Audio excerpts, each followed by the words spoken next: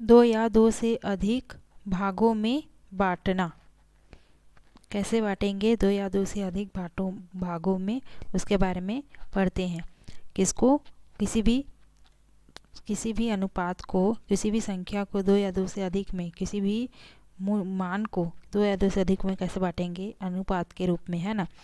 प्रायः हमें किसी राशि के दो या दो से अधिक भागों, किसी भी राशि को दो या दो से अधिक भागों में बांटने की आवश्यकता हमें पड़ती है। दो या दो से ज़्यादा हिस्सों में बांटते समय तीन परिस्थितियां आ सकती हैं। पहली, या तो सभी को बराबर भाग में मिले, सभी को या तो बराबर भाग मिले, या तो इन मिले। इसमें हम आसानी से बता सकते हैं कि प्रत्येक को कितना मिला, है ना, कितना हिस्सा मिला, यहाँ बता सकते हैं। दूसरी स्थिति यह होगी कि एक को दूसरे से अधिक मिले और तीसरे को दूसरे से अधिक मिले। और तीसरी स्थिति यह होगी जब एक राशि को किसी खास अनुपात में बांटा जाए। जैसे तीन व्यक्तियों को कोई राशि ए अनुपात बी अनुपात सी के अनुपात में बांटना हो। अनुपात में बांटने का एक और उदाहरण देखते हैं। तीन मित्रों लता, सोनू और पुरेंद्र ने क्रमशः 3 लाख, 5 लाख और 7 लाख मिलाकर 15 लाख, तीनों ने मिल करके कितना लाख लगाया? 15 लाख रुपए लगाया। लेकिन सभी ने अलग अलग राशि लगाई, ठीक है। लागत से कपड़ा व्यापार शुरू किया। वर्ष के अंत में उन्हें 2,25,000 रुपए का लाभ हुआ। इस लाभ में से तीनों को कितना कितना हिस्सा मिलना चाहिए? क्या तीनों में बंटवारा बराबर होगा? यदि नहीं तो वे लाभ का वितरण किस तरह से करेंगे? चूंकि व्यवसाय में तीनों के द्वारा दी गई जो राशि है वो अलग अलग है, अतः वे तीनों लागत के अनुपात में ही लाभ को बांटना चाहेंगे। हाँ, जरूर चाहेंगे। क्यों? जितना वो लगाए हैं, जो कम लगाया है उसको कम लाभ मिलेगा, जो ज़्यादा लगाया है उसको ज़्यादा लागत मिलेगा, और जो सबसे ज़्यादा लगाया है उसको सबसे ज़्यादा लाभ का मिलेगा राशि, है ना। तो अतः वे तीनों लागत के अनुपात में ही लाभ को बांटना चाहेंगे। तीनों के लागत के अनुपात क्या है? 3, 5, 7।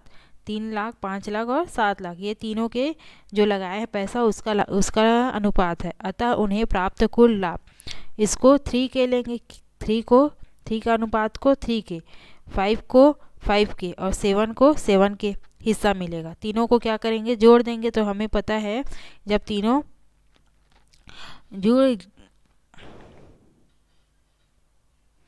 तीनों को का लागत को जोड़ करके बराबर ले लेंगे उसके लाभ के। 2,25,000, है ना। तीनों ने कितना लगाया था? मिल करके 15 के लगाया था और उनका लाभ कितना मिला है? 2,25,000। के इजुकल टू मिल जाएगा यहाँ पर से। के का मान कैसे मिला? 15 को इसके अपॉन में ले गए। के इजुकल टू मिला 15,000 के का मान। अब इसी के का मान को 3 के, 5 के और 7 के से इंटू करेंगे, मतलब कि 3 के साथ के का इंटू, तो हमें 3 के वाला वैल्यू मिल जाएगा। कितना मिला? इसी 2,50,000 का 3 के वाला वैल्यू मिल जाएगा। 3 के जो लगाया है उसको कितना मिलेगा वो हमें मिल जाएगा इसी रुपये में से ना, 2,50,000 में से, है ना। और 5 के वाले को कितना मिलेगा, और 7 लाख वाले को 3 लाख, 5 लाख और 7 लाख वाले को कितना कितना मिलेगा पता चल जाएगा। अतः व्यवसाय में हुए लाभ में लता का हिस्सा कितना है? 3 के, अर्थात 3 इंटू के का मान कितना है? 3 इंटू 15,000। 15 तिया 45,000 किसको मिलेगा? लता को, है। उसके बाद सोनू का हिस्सा 5 के इजुकल टू 5 का इंटू के का मान कितना है? 15,000, 1500, 15,000 ना। 15 पंचे 75,000 रुपये किसको मिलेगा? सोनू को मिलेगा। और पुरेंद्र का हिस्सा कितना था? 7 लाख लगाया था। 7 के इजुकल टू 7 इंटू के का मान कितना है 15,000, 15 सत्ते 105 है ना। तो इकाई दही सैकड़ा हजार दशा 1,05,000, 1,05,000 किसको मिलेगा, पुरेंद्र को, सबसे ज़्यादा उसी को मिला क्योंकि उसने लगाया भी सबसे ज़्यादा था, है ना। सोचे वह चर्चा करे। निम्नलिखित तीनों स्थितियों में बांटने की प्रक्रिया क्या होगी। जब सभी को बराबर मिले, जब सभी को बराबर मिलेगा तो क्या होगी प्रक्रिया, इसी प्रश्न में जब सभी को बराबर मिलेगा तो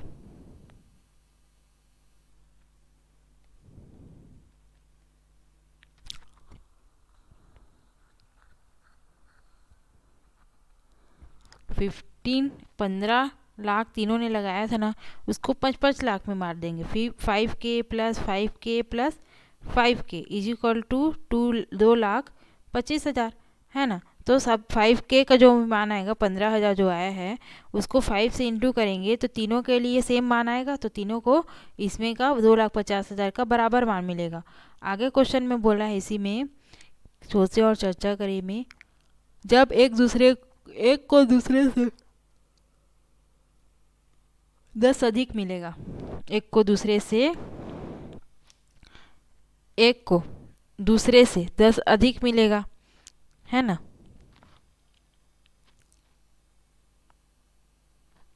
तो 5K और 10K, 5K वाले से 10 अधिक, 1 मिनट 10 अधिक बोल रहे हैं ना, एक को दूसरे से 10 अधिक,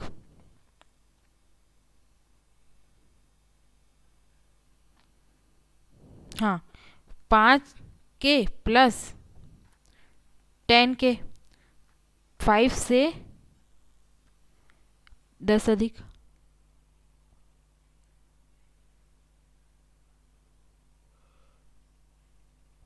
पाँच ही अधिक हो ना, 3 प्लस 12, जब 5 को एक दूसरे से अधिक मिले और जब एक को किसी खास अनुपात में मिले तब तीनों में क्या कंडीशन मिलेगा उसको हमें निकालना है। चलो उसके बाद उदाहरण 14 दिया हुआ है। 75 सेंटीमीटर लंबे एक रेखाखंड को, एक रेखाखंड है ए बी, इसका बोल रहा है कितना है ये टोटल 75 सेंटीमीटर। इस रेखाखंड को 3:5:7 के अनुपात में तोड़ना है, 3:5:7 के अनुपात में, 3:5:7 के अनुपात में 3 भाग करने पे यहाँ से लेकर यहाँ तक 3, यहाँ से लेकर यहाँ तक 5 और यहाँ से लेकर यहाँ तक 7 भाग है करने का, पर प्रत्येक भाग की लंबाई कितनी होगी, ये अनुपात में मान लिया हुआ है। इसको हमें सेंटीमीटर के रूप में निकालना है। किससे, 75 सेंटीमीटर को 3 के अनुपात में, 5 के अनुपात में, 7 के अनुपात में बांटना है ना, 3 ठो अनुपात में बांटना है।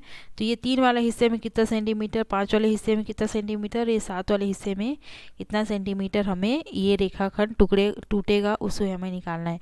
75 सेंटीमीटर लंबे रेखाखंड को 3:5 के अनुपात 7 के अनुपात में बांटने पर प्रत्येक भाग की लंबाई क्रमशः कितना हो जाएगा 3K प्लस, इसके प्रत्येक भाग की लंबाई को अनुपात से हटा करके 3K के रूप में लिखे, 5K plus 7K is equal to हमें पता है कितना है टोटल 75 सेंटीमीटर। तो ये कितना हो गया 15K is equal to 75, K is equal to 75/15, K is equal to कितना आ गया 5। अब हम रेखाखंड के एक भाग की लंबाई 3K माने थे, तो 3K इज इक्वल टू कितना हो जाएगा 3 × 5, 5 दिया 15 सेंटीमीटर, एक भाग हमें मिल गया 15 सेंटीमीटर। दूसरा भाग है 5K, 5 × K का मान है 5 is equal to 5 × 5 = 25 centimetre 5K के लिए, है ना। तो दूसरा भाग होगा वो जो 5 अनुपात वाला 25 सेंटीमीटर होगा। उसी प्रकार से तीसरा भाग है 7 के इज इक्वल टू 7 इंटू के का मान है 5, 7 5 6 35 सेंटीमीटर। 75 सेंटीमीटर को हमने कितने भागों में बांटा? 3 भागों में। एक में मिला 15, एक में मिला 25 और एक में मिला 35। ये तीनों को जोड़ने पे हमें 75 मिलेगा।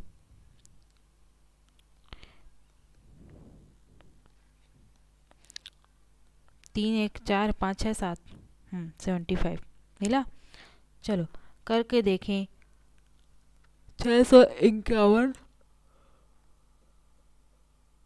रुपए को अमित, अनिल व अंकिता में इस प्रकार बांटिए कि अमित को प्राप्त 1 रुपये पर अनिल को 5 रुपये तथा अंकिता को 25 रुपये मिले।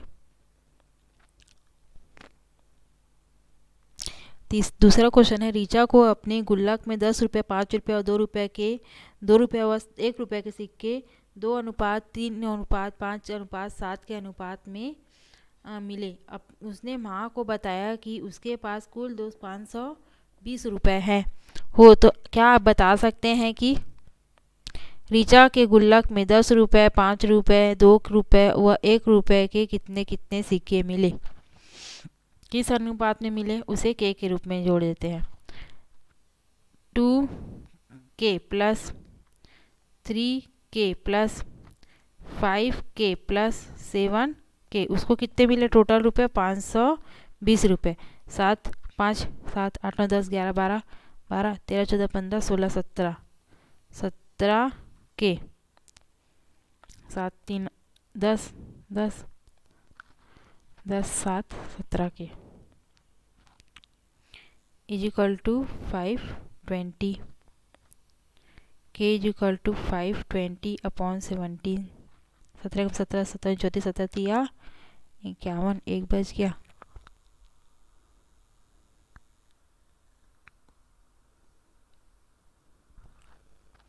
क्या आप बता सकते हैं कि रीचा को गुल्लक में 5 10 5 15 16 17 18 18 18 दूनी 8 दिया, 24 की 4 80 में 2 3 एकम 3 2 18 18 दूनी 8 दूनी 16 की 6 80 में 1 8 2 एकम 2 1 3 18 दूनी 34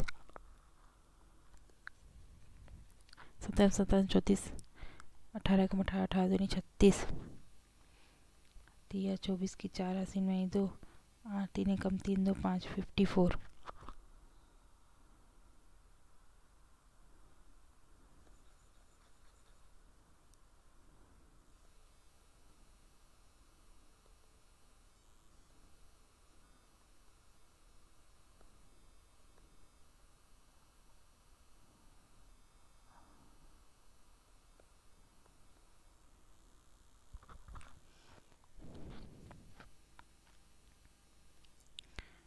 सात एकम 8 5 40 7 6 42 7 7 50 की 9 हासिल में 14 4 7 8 5 40 7 6 42 8 8 8 16 24 8 5 40 7 6 42 7 7 49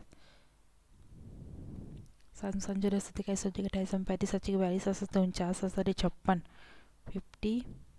56 7 एकम 7 7 8 9 10 11 12 126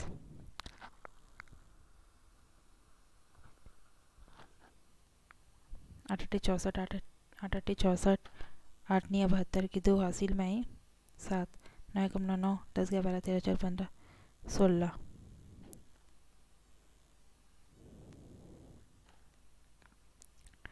8 8 64 8 8 64 की 4 हासिल में 6 8 एक 8 9 10 11 12 13 14 144 8 में आया है ना। तो क्या आप बता सकते हैं कि रीचा के गुल्लक में 5 रुपये 10 रुपये और 2:3:5:7 के अनुपात में है ना। तो क्या किए, सभी को जोड़ दिए। 2k plus 3k plus 5K plus 7K equal to कितना रुपए है? 520 रुपये, है ना।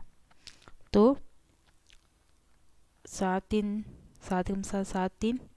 10 10 11 12 13 14 15 16 17 17K इक्वल टू 520।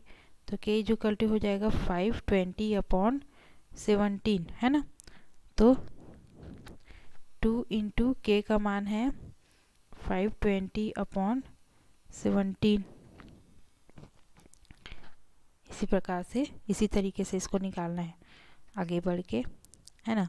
उसके बाद है उदाहरण 5। 3 छात्रों A, B व C में क्रमशः 11:13:17 के अनुपात में कुछ रुपए बांटे गए हैं। एक सेकेंड, ये क्वेश्चन में 10 रुपए के कितना सिक्के अनुपात है? 2। 5 रुपए के सिक्के का अनुपात है 3। 2 रुपए के सिक्के का अनुपात है 5 और 1 रुपए के सिक्के का अनुपात है 7, है ना। तो 5 दूनी 10 दूनी 20K प्लस 5 रुपए के सिक्के के अनुपात है 3, है ना। तो 5 तिया 15K धन 2 5 6 5 दूनी 10K धन 7 20 15 दूनी 30 और 5 35 30 हो गया, और 30 और 10 35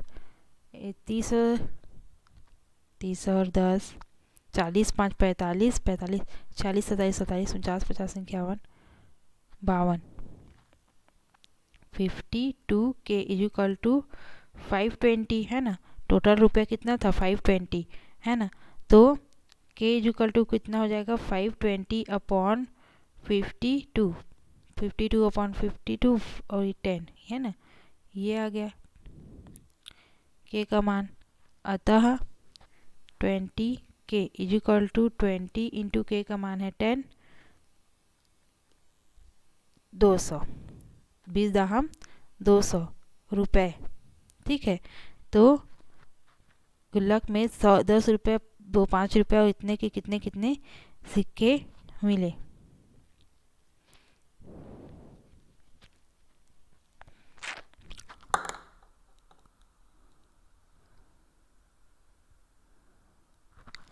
₹10 के सिक्के मिले इतने। 5 रुपये के सिक्के 5 दूनी 15 15 दहम 150 मिले। ऐसे करके निकालेंगे, है ना। और आगे बढ़ते हैं। इसी में इतना के अनुपात में कुछ रुपए बांटे गए ABC में। यदि छात्र A को इतना रुपए मिला तो बताइए कि छात्र B व C को कितने मिले तथा कुल कितने रुपए बांटे गए, ये भी हमें बताना है, ठीक है। 3 छात्र है ABC, माना कि 11 के 13 के व 17 के रुपए बांटे गए।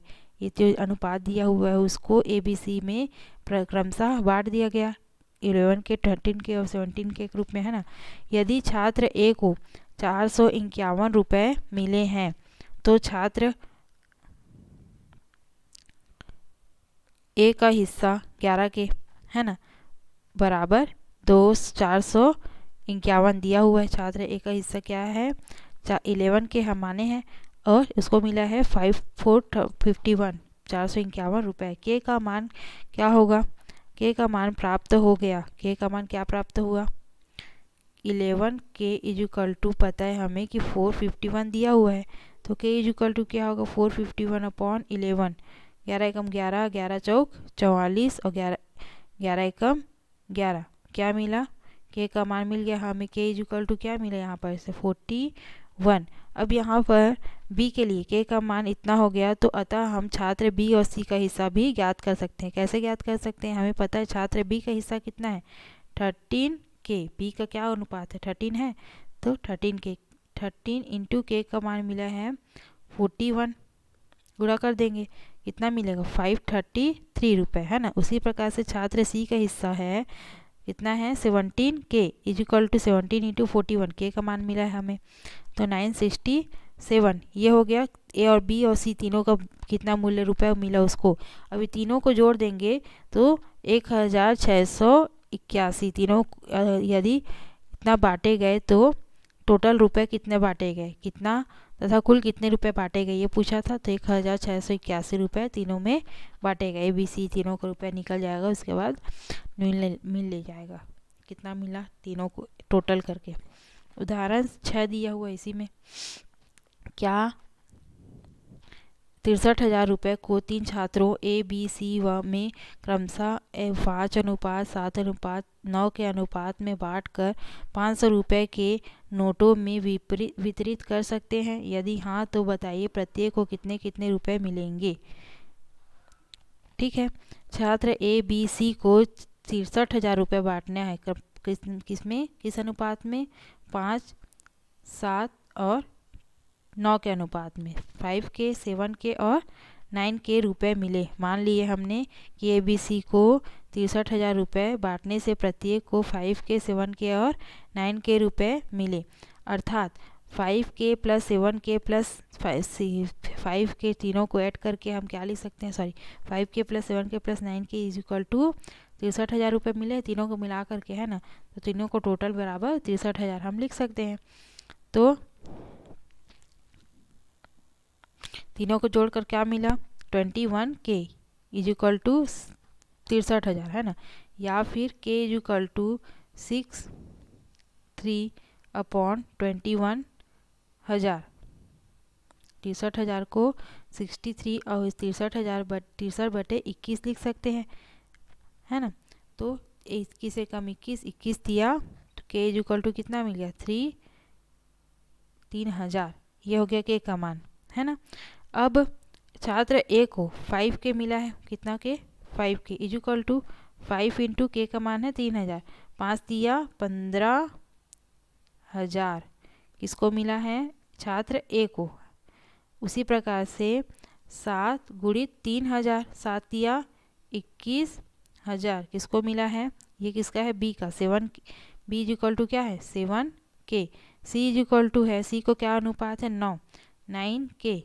सी इज इक्वल टू 9 इंटू के का मान है 3,000, 9 दिया 27,000 किसको मिल रहा है, सी को। अतः यह राशि 500 रुपये के नोट में वितरित की जा सकती है। अच्छा, जो ये दी हुई राशि है 15,000, 21,000, 27,000 को हम 500 रुपये के नोट में भी वितरित कर सकते हैं। ये हमारा प्रश्न था। उदाहरण 7, किसी व्यापारी को साझेदारी में किसी व्यवसाय के साझेदारी में व्यापारी ए व बी पूंजियों में 3:2 का लाभ 2 का तथा व्यापारी ए व सी पूंजियों में 2:1 का अनुपात है ना। व्यापार में ए बी व सी को कुल 1,78,100 रुपये का फायदा होता है, लाभ होता है कितना रुपए का, इतने रुपए का, है ना। ए बी व सी को कितना कितना हिस्सा मिलेगा। चूँकि व्यापारी ए व बी का लागत पूंजियों में 3:2 का अनुपात है ना, और ए और बी की राशि का अनुपात है, ए व सी का राशि का अनुपात है 2:1। इसलिए इनका पारस्परिक अनुपात निकालने के लिए ए के साथ संबंध को समतुल्य करना पड़ेगा। ए क्या है, दोनों में है, ठीक है, ए व बी और ए व सी बोल रहे हैं, तो ए क्या है, दोनों में है, तो दोनों के ए का जो मान है उसको हमें समतुल्य मतलब बराबर करना पड़ेगा। ए अनुपात बी क्या दिया हुआ है, 3:2 दिया हुआ है, और सेकंड कंडीशन में ए अनुपात सी इज इक्वल टू दिया हुआ है 2:1। अब यहाँ पे देखो ए का अनुपात इसमें 2 है और इसमें 3 है, तो इन दोनों को हमें बराबर लाना होगा, क्योंकि क्या है, एक किस रूप में लाना है, ए अनुपात बी अनुपात सी के रूप में लाना है, हमें तीनों को अनुपात को एक सीध में लेके आना है ना। तो क्या करना पड़ेगा, ए के साथ समतुल्य बनाना होगा। इसके लिए हम व्यापारी